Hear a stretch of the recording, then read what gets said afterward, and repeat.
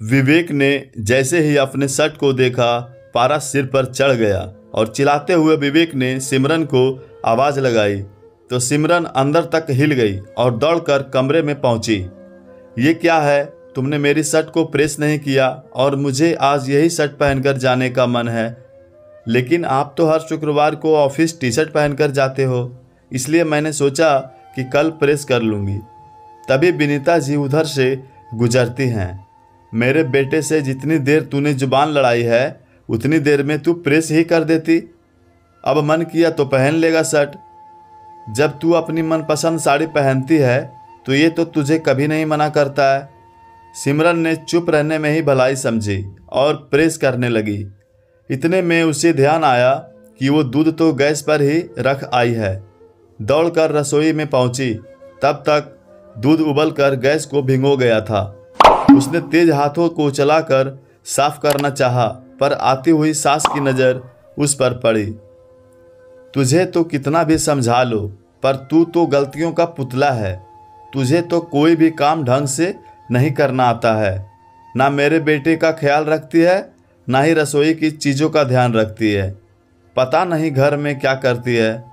विनीता जी गुस्सा किए जा रही थी। सिमरन उसे भी सुन रही थी और तेज गति से नाश्ता भी बना रही थी, वरना विवेक गुस्से में नाश्ता छोड़कर चले जाएंगे। तभी ससुर जी आते हैं और गुस्से में अखबार फेंक देते हैं। ये क्या तरीका है, घर में सबसे पहले कौन उठता है? सिमरन ही उठती है, विनीता जी ने कहा। अच्छा, तो ये अखबार बाहर क्यों रखा था? विनीता ने इसे उठाया ही नहीं, पूरा बिखर गया था। अपने पापा की आवाज़ में विवेक हाँ में हाँ मिलाता है। सही है, सब सिमरन की गलती है। ये कोई भी काम ढंग से नहीं करती है। ये ही ढंग से काम करे तो घर में शांति ना बनी रहे।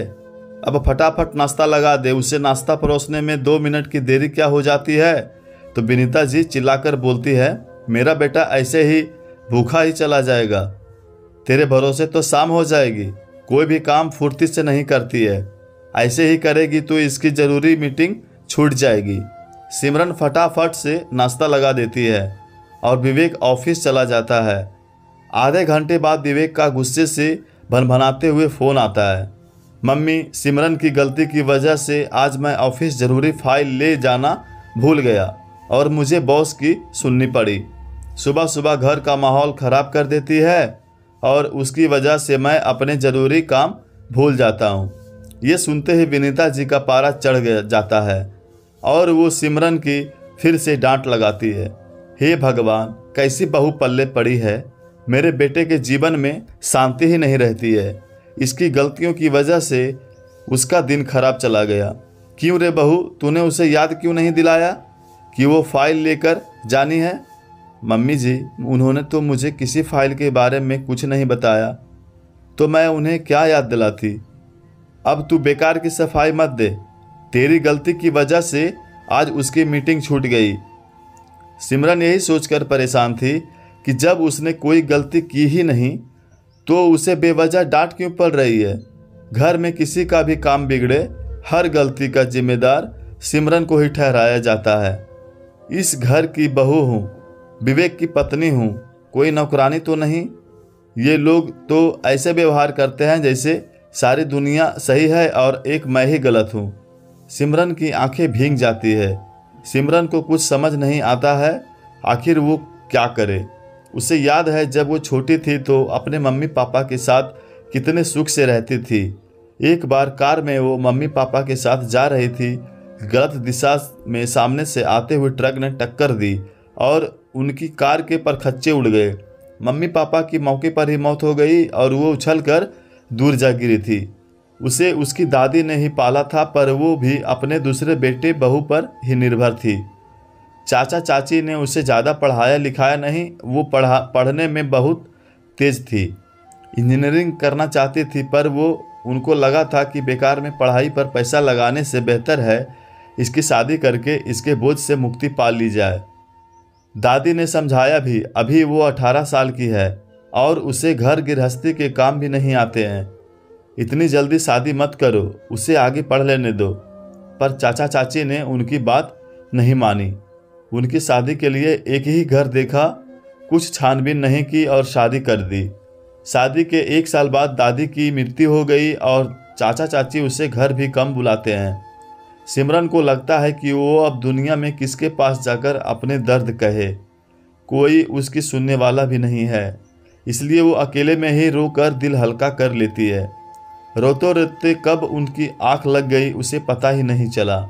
बाहर शोर शराबे से उसकी नींद टूटी। विनीता जी चिल्लाकर बोल रही थी, अरे इसने मोटर बंद नहीं की, सारी टंकियां भर गई और पानी से छत भर गई है। कितना पानी फैल गया है और मोटर का कितना बिल आएगा। इसके माँ बाप तो लाइट का बिल नहीं भरने आएंगे, पैसा तो मेरे बेटे के जेब से ही लगेगा।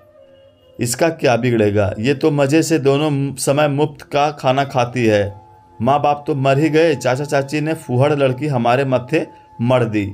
सिमरन ने देखा तो छत से पानी टपक कर नीचे सीढ़ियों से बह रहा था, पर उसे याद नहीं आ रहा था कि उसने मोटर को पानी भरने के लिए चालू किया हो। हाँ, तभी उसे याद आया कि वो तो रसोई में काम कर रही थी, पानी खत्म हो गया था तो मोटर मम्मी जी ने चालू की थी। वो खुद चलाकर भूल गई और सारा दोष उसे दे रही थी, लेकिन सिमरन को सब सुनना पड़ता था। कुछ समय बाद सिमरन ने एक प्यारी सी बेटी को जन्म दिया। परी के आने से उसका मन बहुत खुश हो गया था। अपनी नन्ही गुड़िया को बाहों में लेकर वो सारे दर्द भूल जाती थी। वो ससुराल वालों के ताने सुनकर भी अपनी बेटी की परवरिश में लगी रही थी। विवेक और विनीता जी परी से बड़ा प्यार करते थे, उसका बहुत ख्याल रखते थे। परी के दूध और नाश्ते में देरी हो जाए तो सिमरन को ही सब सुनना पड़ता था। परी एक दिन खेलते खेलते पार्क में गिर गई, उसे बहुत चोट आई तो सबने मिलकर सिमरन को डांट दिया। सब तेरी गलती है, तू मेरी पोती का ध्यान नहीं रख सकती है, जाने कौन से काम में लगी रहती है। सिमरन को उस दिन भी बहुत दुख हुआ।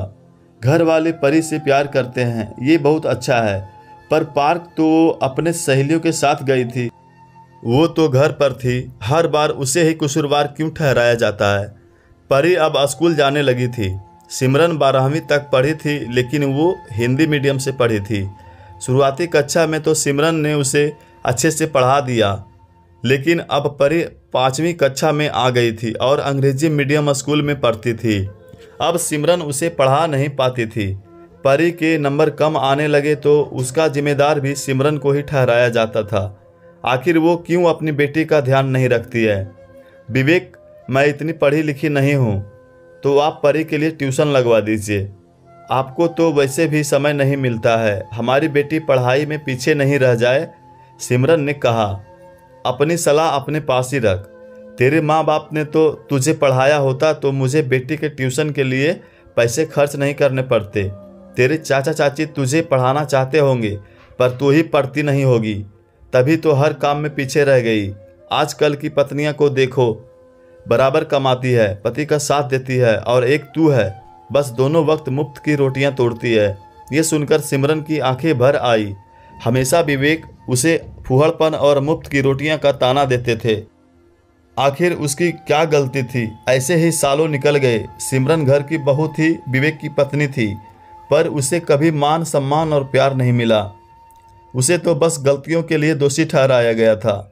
वो कभी इन सब के खिलाफ ज़्यादा कुछ बोल नहीं पाई, बस सहती ही रही। ऐसे ही सालों निकल गए और अब परी कॉलेज में आ गई थी। वो अपनी मम्मी सिमरन से बहुत प्यार करती थी। बचपन से देख रही थी उसके दादा दादी और पापा उसकी मम्मी के साथ कितना बुरा व्यवहार करते थे, पर छोटी होने के कारण वो कभी कुछ बोलती नहीं थी। अब वो समझदार हो गई थी, अच्छा बुरा सब समझती थी। अपनी परीक्षाओं की तैयारियां कर रही थी। परी एक रात को सो जाती है और उसके कुछ प्रश्न छूट जाते हैं।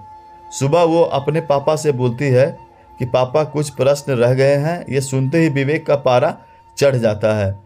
ये सब गलती तेरी मम्मी की है, उसे भी तेरे साथ में जागना चाहिए था, तेरा ध्यान रखना चाहिए था।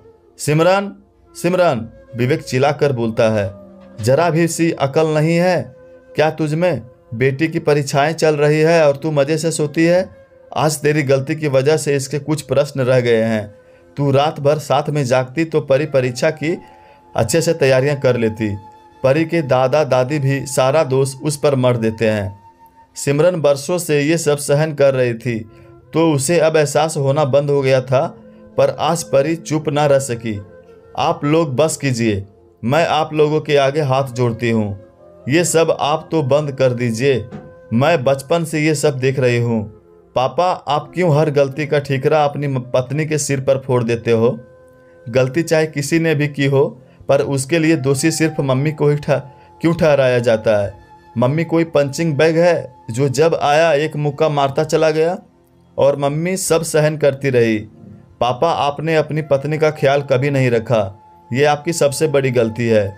आपको अपनी माँ का दर्द नजर आया, आपको अपनी बेटी का पीड़ा महसूस हुई, लेकिन आपने अपनी पत्नी की परेशानी को कभी भी नहीं समझा।